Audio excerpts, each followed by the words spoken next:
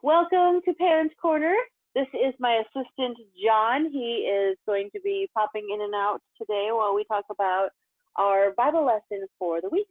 The lesson this week, we're talking about the flood and the ark. And this lesson, paired with last week's lesson, really focuses on our broken human nature.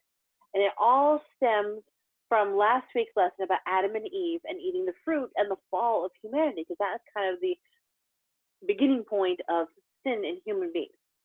And these two stories together highlight this damaged relationship that's between God and the people before God chooses to make a covenant with Abraham to restore that relationship. And we're going to be talking about that next week. Now, it can be really difficult to talk about sin with children because it can sometimes feel really hopeless and even a little depressing to know that we all sin and we all fall short of God's glory. But that's where God's grace comes in. Grace is a very important basic tenet of Methodist theology. Of course, we're Methodists. And the Wesley brothers, the founders of Methodism, they believed that humans were totally corrupted and wholly reliant upon God's grace. I mean, basically, without grace, we are doomed. But the great news of God's message that the Wesleys talked about was that God's grace is plentiful and never ending.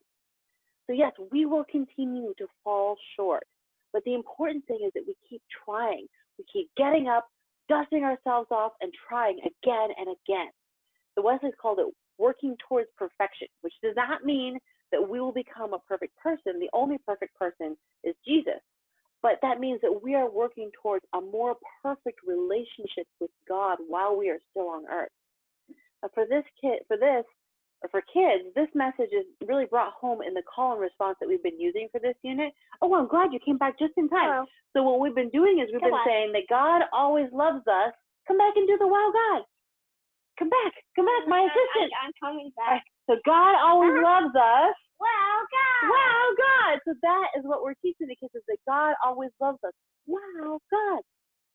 And that is an echo of that grace, of God's grace, that God's grace is always there, and how amazing God is. And that's the distinction that we need to make for the kids. So many times when we speak about sin to kids, we talk about how you're not going to get into heaven if you don't do the right thing. But it's really about embracing God's grace and love, and it allows us to experience heaven here on earth now, not just a promise in the distant future, because that's hard for kids to envision, this idea of an afterlife. You got to be good now so you can get into heaven. You know, telling them to walk the straight and narrow and kind of just deal with it and struggle through so they get to heaven, that really isn't very appealing to kids. And if we're totally honest, it's not very appealing to adults either. See, the goal isn't just some unknown paradise after death. The goal is reveling and living in God's love and grace now in our lives, being closer to God and knowing the love that God has for us that just defies definition. The focus when we talk about sin should be on how happy it makes us to do the right thing, and how in doing the right thing we're growing closer to God, and how growing closer to God brings us happiness. So I hope that helps you in talking to your kids about sin. I know this is a very difficult subject to tackle, so hopefully that will help you to have a little bit of a Wesleyan spin on what it means to talk about sin.